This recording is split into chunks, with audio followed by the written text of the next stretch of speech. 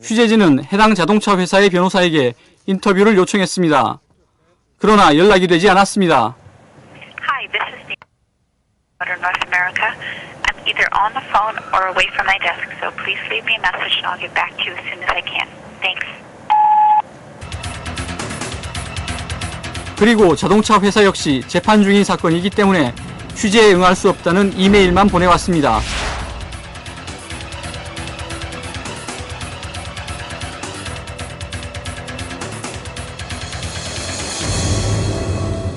자, 강 PD, 1심 법원이 이 자동차 회사의 손을 들어준 이유가 소비자에게 에어백을 교체하라는 고지 의무를 다했다는 것인데, 이 얘기를 바꿔 말하면 자동차 회사도 이 에어백에 문제가 있어서 가능성을 알고 있는 것 아닙니까?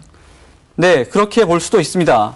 그러나 법원에서 이미 판결을 내렸기 때문에 최 씨 부부는 차량 뒷바퀴 축과 운전석 문제를 집중적으로 제기하려고 준비하고 있습니다. 자, 이 국내 전문가들의 이야기를 종합해보면 최 씨 부부의 주장이 이 설득력이 있는 것 같은데, 현재 소송은 어디까지 진행된 겁니까? 남편이 찾아낸 증거 자료를 정리하다가 최 씨 부부는 항소 신청 기한을 넘겼습니다. 그런데 1심 재판이 끝난 후 판사에게 억울하다는 편지를 보낸 적이 있었습니다. 재판부가 이것을 신청한 것으로 받아들여 이달 말까지 항소 신청 서류를 접수하도록 배려했습니다. 밤 11시가 넘은 늦은 시각, 남편의 일가는 아직 끝나지 않았습니다. 11년 전에 시작한 법정 싸움이 아직도 끝나지 않았기 때문입니다. 그동안 사고의 진실을 밝히려고 무단히 애를 썼지만 그것이 전부였습니다. 특히 사고 초기 증거 확보를 제대로 못한 상황에서 세계적인 기업을 상대로 싸우는 것은 한계를 느낀다고 했습니다. 어떨 때는 하루에 14시간 그거 찾는, 그러니까 상대편이 그 사실을 왜곡했다는 그런, 그러니까 사실을 왜곡한 것을 찾아내는 것은 그렇게 쉽지가 않죠. 재판이라는 게 그게 장난이 아니잖아요. 이런 생활이 너무 힘들어 포기하고 싶었던 적도 많았지만 남편은 아내를 위해 진실을 밝혀야 한다는 믿음 하나로 버텨왔다고 합니다. 가끔은 포기 너무 힘드니까 포기할까도 생각을 하지만은 기본적으로는 이러면 안 된다고 생각을 하고. 그런데 소송을 준비하던 2001년 자동차 회사는 최 씨 측에 100만 달러, 우리 돈 10억 원이 넘는 합의금을 제시했다고 합니다. 차에 이상이 없다고 주장하던 자동차 회사가 왜 갑자기 100만 달러라는 거액의 합의금을 제시했을까? 당시 제의를 받았다는 최 씨 측 변호사는 이렇게 설명합니다. It's not my experience that this is something that commonly happens, but I can understand where a manufacturer like would attempt to have an aggressive policy with respect to trying to settle cases early on. So, 최 씨 부부는 당시 생활이 어려운 상황에서 100만 달러라는 거액에 많은 유혹을 느꼈다고 합니다. 그러나 사고 이유도 모른 채 무조건 합의를 하는 것은 또 다른 피해자를 낳을 수 있다고 생각해 거절했다고 합니다. 저희는 그때 백만불이고 뭐고 그런 돈이 문제가 아니었어요. 돈의 많고 적음을 그렇게 생각해 본 적은 없었어요. 그래서 이걸 받느냐 말느냐는 그러니까 와이프가 결국은 포기를 하느냐 마느냐. 그렇지만 이 돈이 있으면 아이들이 편할 텐데 어떡하나 이런 생각을 많이 했어요. 참 결국에 가서는 이제 일주일 정도 시간을 줬는데 결정하거라 할 때는 그래도 아니야. 너 조금만 고생해라 그랬죠. 애들한테. 제 마음속으로 조금만 고생하자. 사실이 밝혀질 거다. 그런 생각을 많이 했었죠.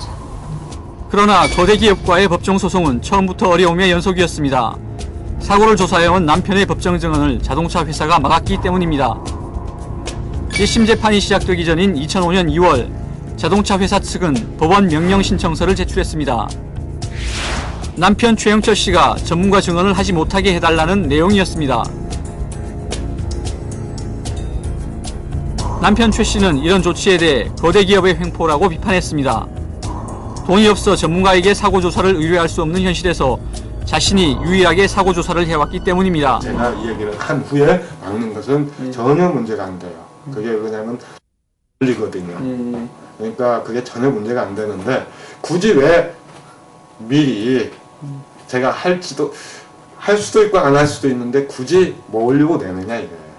근데 저는 어차피 피해자로서 법정에 서서 이야기할 기회가 있으니까 예.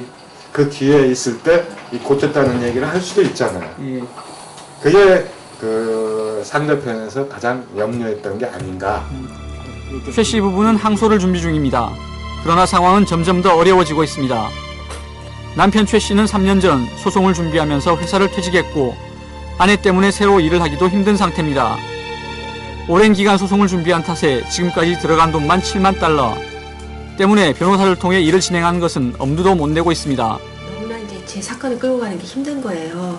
힘든 거고 그 다음에 변호사도 없었고 그 다음에 이제 지난 법정 재판 서류를 이제 그걸 다 끝내야 되는데 그 돈이 15,000불이 필요했었어요. 근데 그때 이제 아빠가 이제 직업이 그렇게 됐고 그래가지고 경제적으로 굉장히 어려움이 왔었어요. 그러니까 남편이 다 죽어버리자고 그러더라고요. 한 번 딱 그런 소리. 제가 11년 동안 가슴이 뭉클했던 거는 그거였었어요. 이렇게 막막한 상황에서 최 씨가 마지막으로 선택한 것은 세상에 호소를 하는 것이었습니다. 사고 원인을 밝혀내려는 남편의 사연과 10년간 겪어온 일들을 자신의 홈페이지에 올렸습니다. 이런 내용은 미주 지역 교민신문을 통해 알려지기 시작했습니다. 교포들은 자신들도 당할 수 있는 일이라며 도움에 나섰습니다. 보스턴에 있는 남편 최 씨의 대학 동문회에서도 그날 남편에게 따뜻한 위로와 함께 성금을 전달했습니다. 저희들이 알고는 있었지만 그 어떻게 어려운지는 몰랐죠. 근데 요번에 그 부인께서 접촉을 하셔서 그렇게 상당히 어려운 걸 저희들이 알게 되고 그래서 여기서 도와주라 이렇게 모금등이 나온 거예요.